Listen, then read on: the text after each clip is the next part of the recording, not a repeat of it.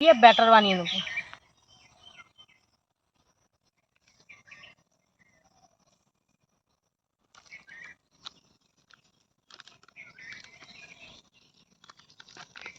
এবার এর মধ্যে দিয়ে নেবো খানিকটা নুন,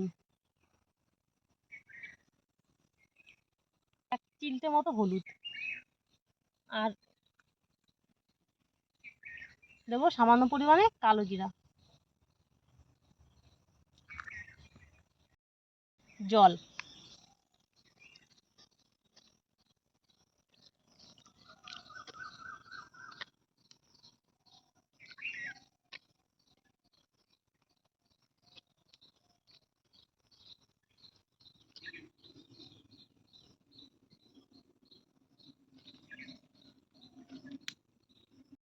ব্যাটার পুরো রেডি হয়ে গেছে, দেখো বুঝতে পারছো, পুরো রেডি ব্যাটারটা, ব্যাটারটা পুরো রেডি। এখন আমরা এক একটা করে পাতা এর মধ্যে চুবাবো আর ছেড়ে দেবো। এখানে একটা বানাবো, এই যে পেঁয়াজ দিয়েছি, পেঁয়াজের পদ্ম ফুল, আর পেঁয়াজের মধ্যে আমি এই ব্যাটারটাকে ভালো করে ঢুকিয়ে দিয়েছি।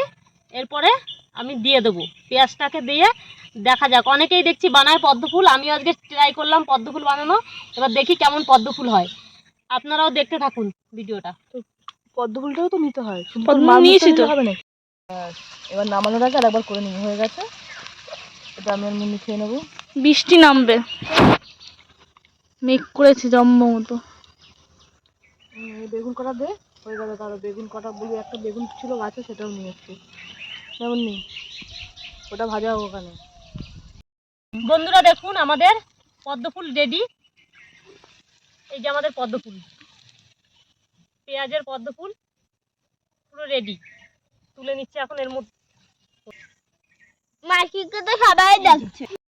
এই যে বন্ধুরা পেঁয়াজটা খাচ্ছি, গোলাপ ফুল। গোলাপ ফুল না পদ্ম ফুল? সেই হয়েছে, সেই। এই বল, দারুন দারুন।